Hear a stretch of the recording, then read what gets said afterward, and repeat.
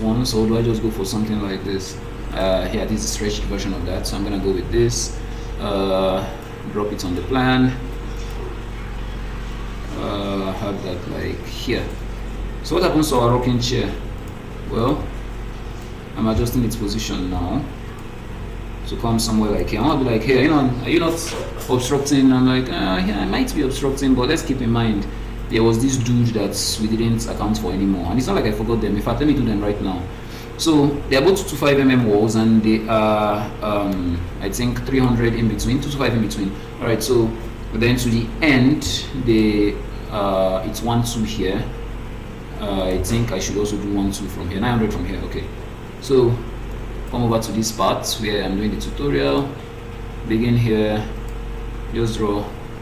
How many? Can you guys remember? No, we never said it. It's 300. All right, so bring this to this position, then take it out by 1, 2.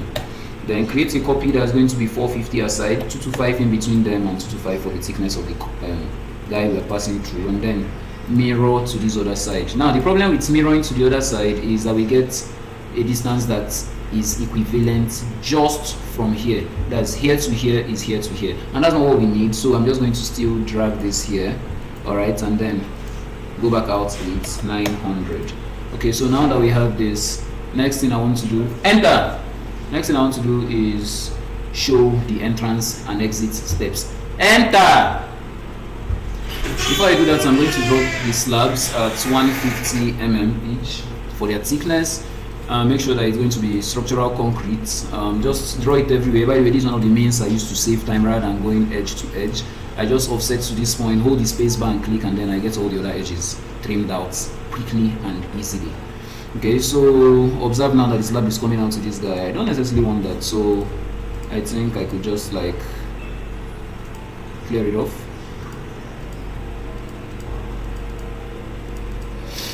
Okay, you guys will also be observing that I don't really like keeping points that I will not be using.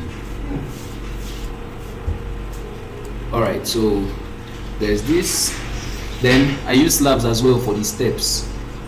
So I'm just going to come somewhere here, do a step, it's a bit of like 1.5, and then a thread of 300, and then I'm going to have 3 steps.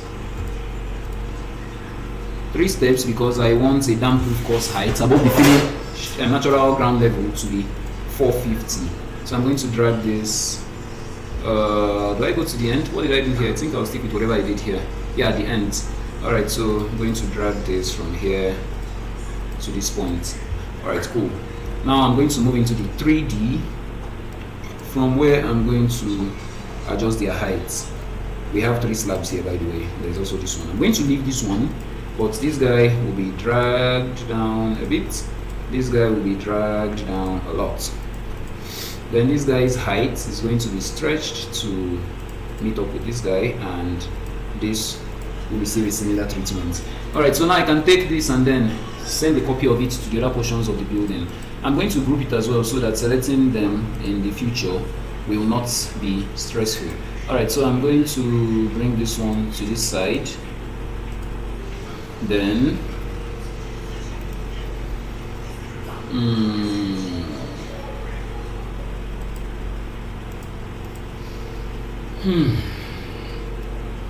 drag this to this place and then break off unwanted portions and delete them. Okay, so with this done, what do I want to do next? I want to draw the DPC. So I'm going to press Ctrl+7 to get the story settings, and then I'm going to add a story underneath the existing one I'm working and set its height to be 450.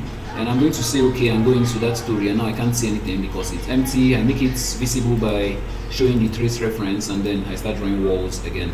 And this time I begin here and then go down here, go in here, down here, here, here, here. Oh my god, repetitive tasks and me. What are good friends.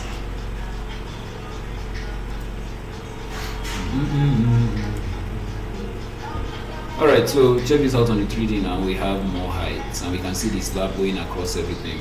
yeah, we'll still come into the 3D for the aesthetic part of it to make this look really beautiful. For now, our focus is just representing everything we need on plan properly. Okay, so the next thing I want to do is come over to the first floor and then introduce concrete fascia. For that, I'm going to create a profile, going to the custom profile and edit. I think I had rendered this before. Let's see what kind of rendering I did for him. 4 bed, 4 bed, 4 bed. Okay, I did something like this. So the fascia is going to be really simple. Going to come out by like 150, 100, and then going to come out here by like 450, 100. Okay, then it's also going to have this height here and this drop down.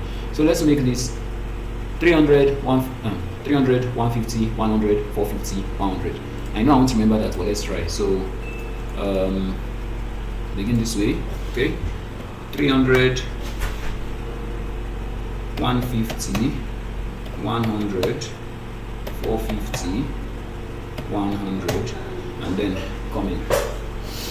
Alright, so it's currently 600. 225 is the exterior wall thickness, so I'm adding that. 600 plus 225, that'll give me 825. Okay, and then drop it down to this position, and then there is another box here that is 100 by 50, 75. Let's use 75, and then go back this way. Yeah, so I'm going to fill it. The top portion is going to be filled with, can you guess? Yeah, reinforced concrete structural. I'm going to make a small edit to this. I'm going to terminate this here, and I'm going to offset this downward with this height. The idea is so that our tie beams can come rest on this during construction, and when I get to the sections, you're going to see that more clearly. So now I have this done, and I have this as well. This is not reinforced concrete. I'm just going to call this a filler. Okay, now I want this to have a specific color of white. So I'm going to override all surfaces here and then change this to titanium white. But I want this particular face to feel like it's a different color. Okay, so I'm going to switch it from titanium white to, let's go with bricks. I always love bricks every time. Alright, so I'm going to use this as a beam and not as a wall. Cancel this and save. So I'm going to call this concrete fascia. Alright, and I say okay. So this is saved. I could just close this up for now and then get back to the plan, bring in beams, change this from normal profile to complex profile, and then pick the concrete fascia from within there. Alright, so I'm going to start drawing on the outside. The larger portion is going to be outside, obviously. So alright, so this,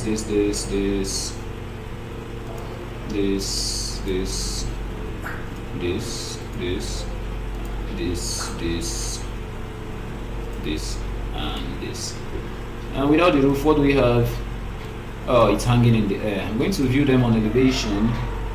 Make sure that grouping is suspended, then select it once again and then drag it. I want to drag from this blue reference line to rest directly above here. Alright, so now that I've done that, what do we have?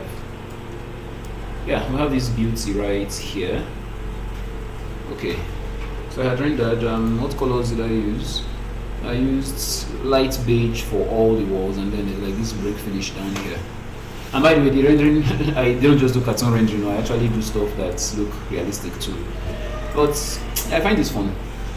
Alright, so select all walls for now and override their surfaces to make them appear beige. Sand beige. There we go.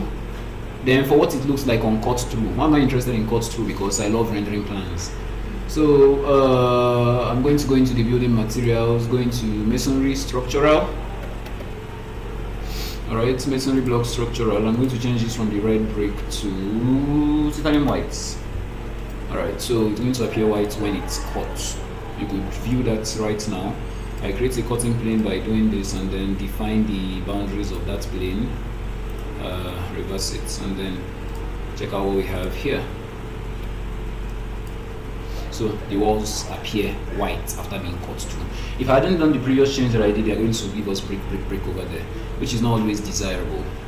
Alright, so with this done,